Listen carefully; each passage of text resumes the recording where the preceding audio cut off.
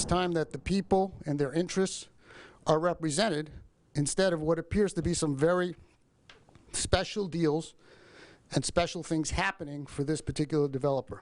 Fresno City Council member is upset. He says local developer Terrence Frazier has filed a $10 million claim against the city just days before accepting a grant for $700,000 from the city.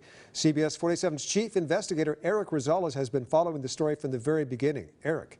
Well, Ken, the 14-page internal audit was only a small snapshot of the financial dealings of Granite Park run by Terrence Frazier through his nonprofit, the Central Valley Community Sports Foundation. The audit states that it found many bookkeeping irregularities, financial statements that did not reflect expenses, and even questioned the nonprofit's financial practices. But the people who are audited ought to be really concerned about their records and why the audit's results were what they were. The fact that we haven't addressed it in 9 months, I think that's the fault of the city. Fresno City Councilman Gary Bredefeld called city staff, including City Attorney Douglas Sloan, incompetent.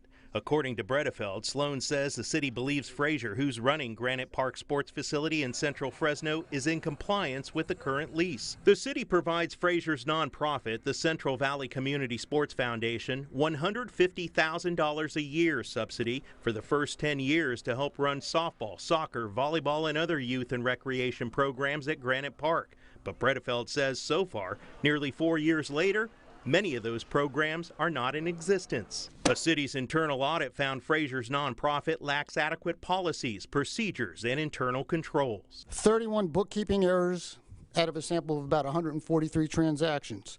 There were personal loans, missing documents, a lot of unaccounted money.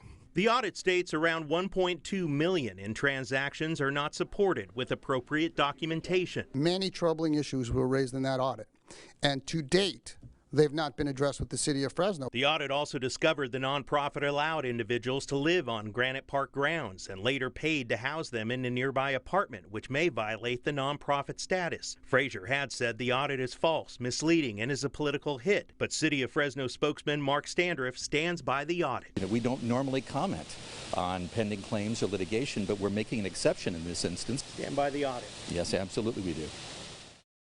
It is important to note that the audit stopped short of accusing Frazier and his nonprofit of committing any illegal acts. However, CBS 47 has confirmed both the district attorney and federal agents are currently investigating the financial dealings of the nonprofit and of Frazier. CBS 47 reached out to Frazier for a comment. He told me that he wants to hear what Bredefeld said first before he makes a statement. Eric Rosales, CBS 47 Eyewitness News.